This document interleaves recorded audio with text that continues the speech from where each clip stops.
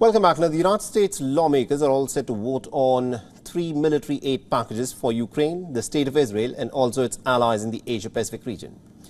The U.S. Senate is expected to consider a $95 billion package despite the objections that have been voiced by the party hardliners.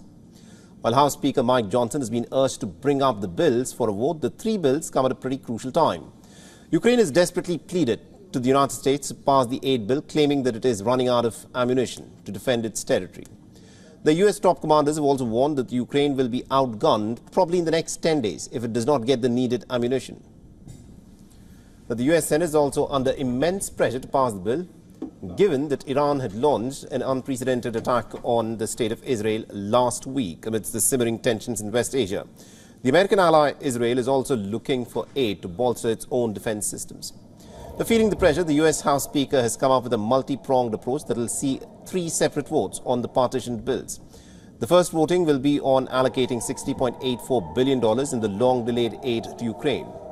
The U.S. funding for Ukraine includes about $23.2 billion to replenish U.S. weapons, stocks and facilities, and $11.3 billion for U.S. training of Ukrainian troops, and $13.8 billion for the purchase of advanced weapon systems. $26 million for oversight and accountability of aid to Ukraine, and $9 billion in terms of repayable economic assistance. The Congress was in a bit of a deadlock over this military aid for months. America First hardliners have complained about the billions of dollars that are being spent in these overseas wars. But they insist that any foreign aid proposal should be paired with U.S. border security reforms that are very vital for the Americans. Now, part of the voting will be for the $26.32 billion of aid, that is military aid package for the Israelis. This aid package includes $5.2 billion to expand Israel's missile and rocket defense systems, $3.5 billion to purchase more advanced weapons, $1 billion to enhance the weapons production capacity of Israel, $4.4 billion for other supplies and services to the State of Israel, and about another $9.2 billion in terms of other humanitarian aid for the Israelis. Now, the third part of the voting will focus on $8.12 billion for the Asia-Pacific allies to counter China and to ensure a strong deterrence in the Pacific region.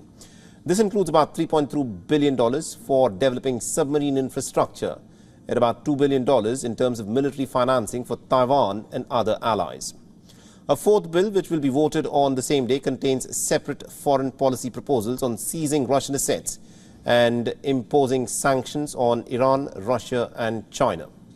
Since the bills are separate and will be taken up individually, individual legislators can vote against the provisions without holding up the entire effort. If the House passes the bills, the Senate may approve the package as soon as possible, and President Joe Biden has pledged to sign it into a law.